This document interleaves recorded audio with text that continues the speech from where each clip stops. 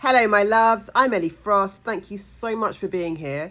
On this channel, we're talking about a multi-dimensional approach to healing from narcissistic abuse that is rapid and gives you the spiritual aspects you need to be able to consciously shift yourself out of these cycles, reclaim yourself, reclaim your life, and create and manifest your best life ever.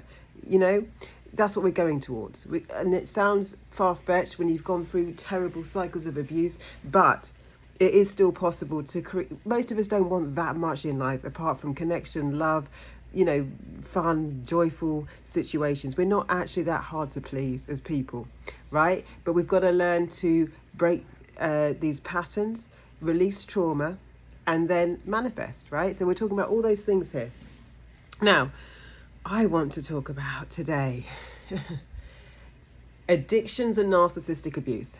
Someone very brave wrote on the channel that they've been using drugs and alcohol for 30 years or something. Thanks for sharing that.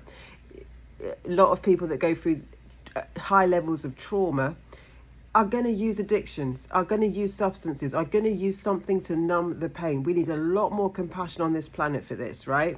When I was suffering very, very strong PTSD, I went and sat with veterans, because veterans often are, one, they're heavily traumatized. Two, most of them are in and out of rehab for the rest of their lives. I sat with men who, they were not narcissists, they were addicts, right, that couldn't deal with their trauma. Some of the stories, and gosh, they had empathy. Narcissists, by the way, have no emotional capacity or empathy. These guys, they were very sad about not being able to deal with the trauma and their addictions ruining their relationships and life. Now, if you're struggling with addictions, you want to get yourself healthy. I'm not saying stay in a relationship with someone who's struggling with addiction. We have to be responsible for our own healing. But I am saying that addictions are a strategy to trauma because you have no other way. You're not equipped to deal with what you're going through, right? So turning to an addiction is a normal response. Someone said, oh, are all people with addictions narcissists? Absolutely not. Narcissists abuse everything, including substances, because they think they're above everything, and they don't mind the fact that it amplifies who they are, right? Their bad behavior gets worse.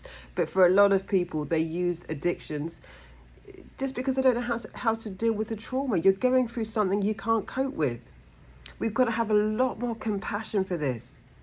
A lot more compassion. It's just like the way we are shaming people in our society for strategies to survive. That's how I see it.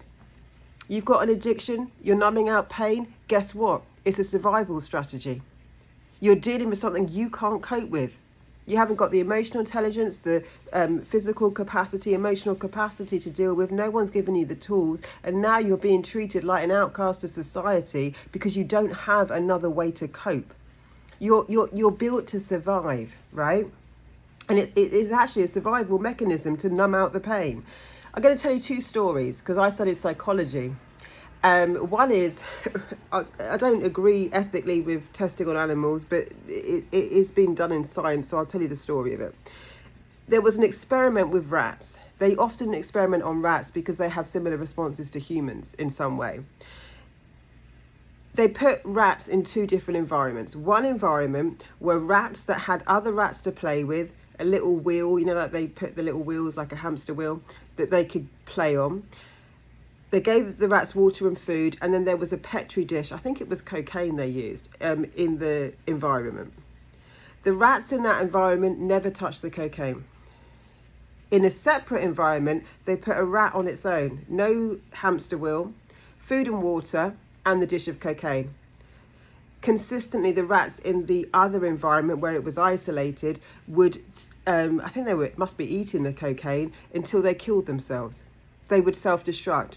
They would use the substance until they died because they were lacking connection. Connection is a very, very natural, important human need. We need to connect. When you're with a narcissist, you're not with a false self, you're with a non-self, a soul-detached entity. There's no true connection and there's no room for you being truly yourself. Plus you go through the abuse cycles and get often isolated from your community and other people, and definitely, even if you have people around you, will be quite isolated emotionally in what you're going through. People won't understand it often, and you'll feel on your own with it. Isolation to a human being is deathly. It's serious, right?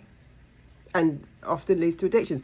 Another thing I learned from studying psychology about how important human connection is I don't know what year this is, but before the contraceptive pill was available to women, and it's got to be before 1960s, hasn't it? And before, women weren't really, you could get outcast in society if you had a child outside of wedlock, outside of marriage. There were much more orphanages, right? Before we were, one, allowed to use contraception, or it was common, and two, it was okay to have a baby in society, in our culture, without being married. A lot of women would either have illegal abortions or give birth and give their children to an orphanage. There were a lot of orphanages. In the orphanages, they didn't understand how important connection and love was to our survival. And so what they found was, even they gave babies, I don't know how they were feeding them and giving them water, but there was access to food and water for the babies.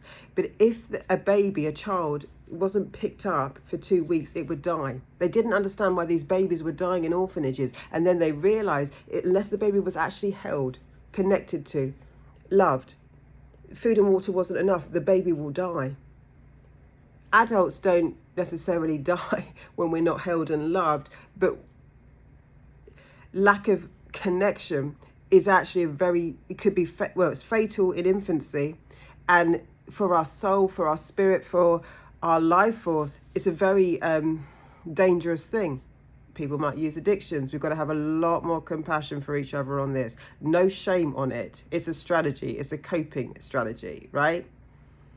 It's actually quite a normal response to a high level of abuse. You go and work with the veterans, a lot of them have this, right? It's not something we need to shame. We want to look at root causes, not responses.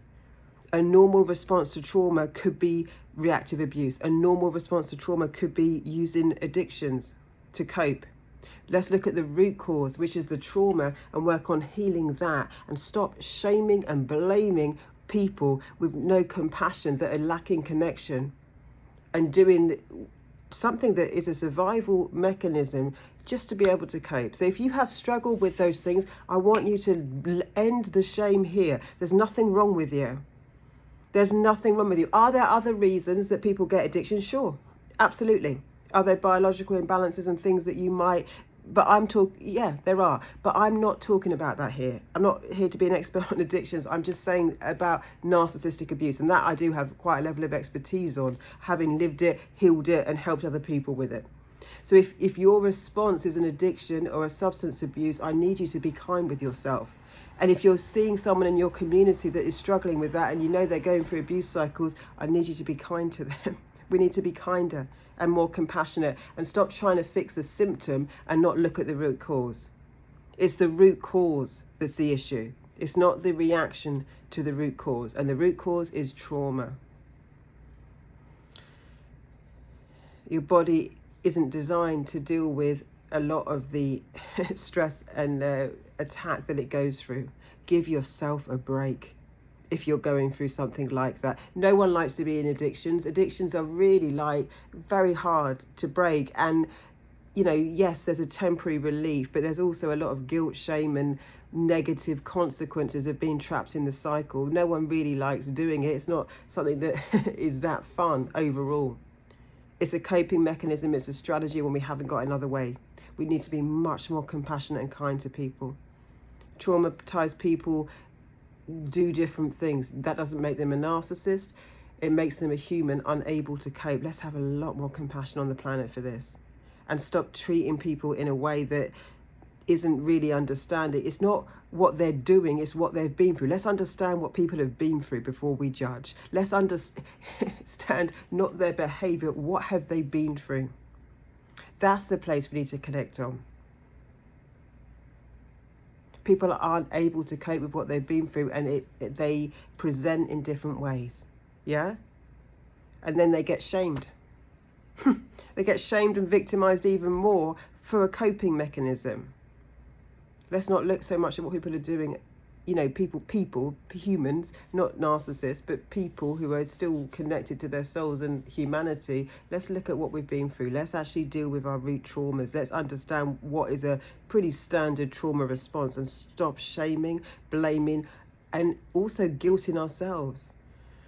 You're doing your best. You're doing your best to deal with something you're not equipped to deal with and haven't been trained in. And I'm hoping I can give you as many tools as I can here. Well, I can give you as many tools as I can to help you shift. But one of the biggest things we're doing here is dropping the shame. Owning all of it. Dropping the shame.